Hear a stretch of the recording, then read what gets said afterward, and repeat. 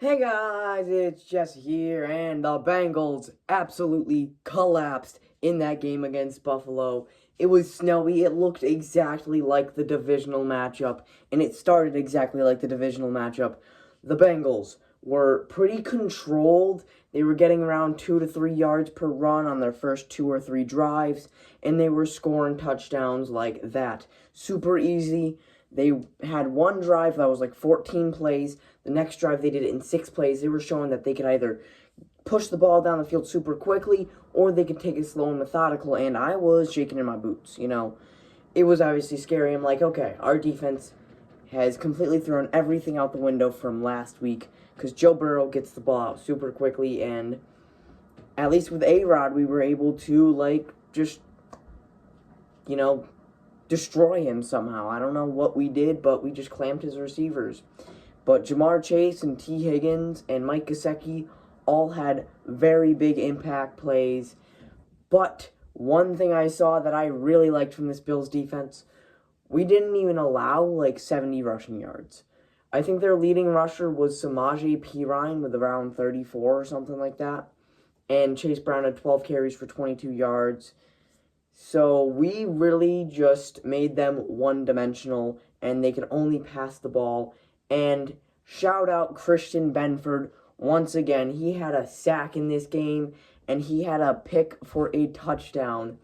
And I don't think he even allowed a reception. Maybe he allowed one, but he covered Jamar and T. Higgins great. Every time I saw T. Higgins or Andre Yoshivas or Mike Gesicki coming down with the ball, it was either Taron Johnson, Cam Lewis, or Tre'Davious White covering him.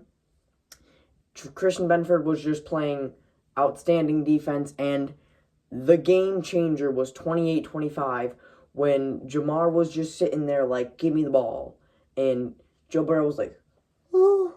And Christian Benford was like, oh, give me that. Yoink, I'm gone. And that was obviously the biggest play of the game. But then, right after that, for Jordan Phillips, 52, to get his big paw up in the air, and A.J. Epinesa to get the pick, that also then resulted in another Bills touchdown. So it went from a 28-18 game with around 9.5 minutes left in the fourth to a 39-28 game with around 5 minutes left in the fourth. So obviously those were extremely large schlongs. There's not much to complain about offensively. We got it done. Josh Allen had over 300 yards total, which I kind of thought was going to happen. He played phenomenal. He had a 78% completion percentage. He did take 3 sacks, but even at the end of the game, when it was 2nd and 7, he had the option to just throw the ball, but he didn't. He took a sack because in that scenario, the Bengals used a timeout and say we were to get stopped, which we didn't. He ran for 20-yard gain to ice the game.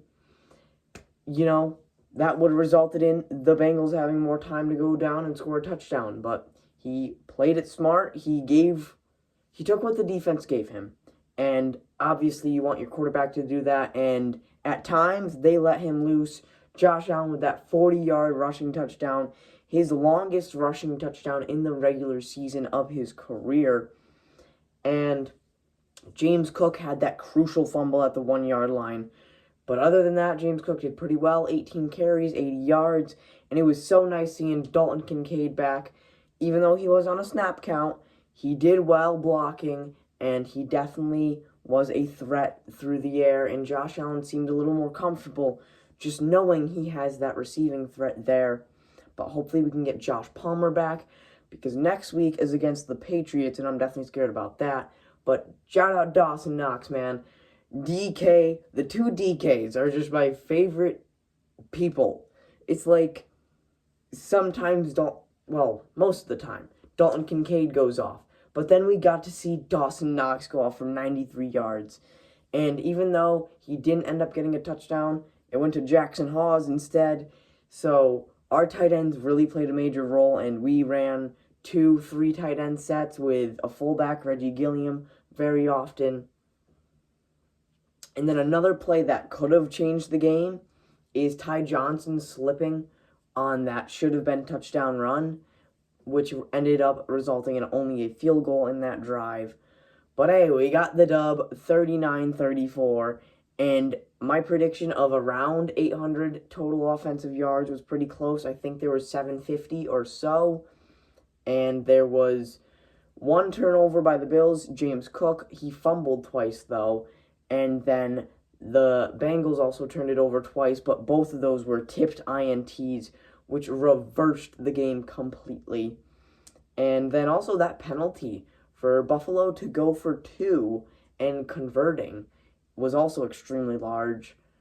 But we got the dub, and with the Colts' loss, we are looking even more fine in this playoff scenario. You know, making up a little bit of ground. But next week is against New England, and I'm very scared for that. But as always, make sure to like, subscribe. I'll see you in the next one. Let's go, Buffalo. We're going to be playoff bound soon. We better beat these Patriots.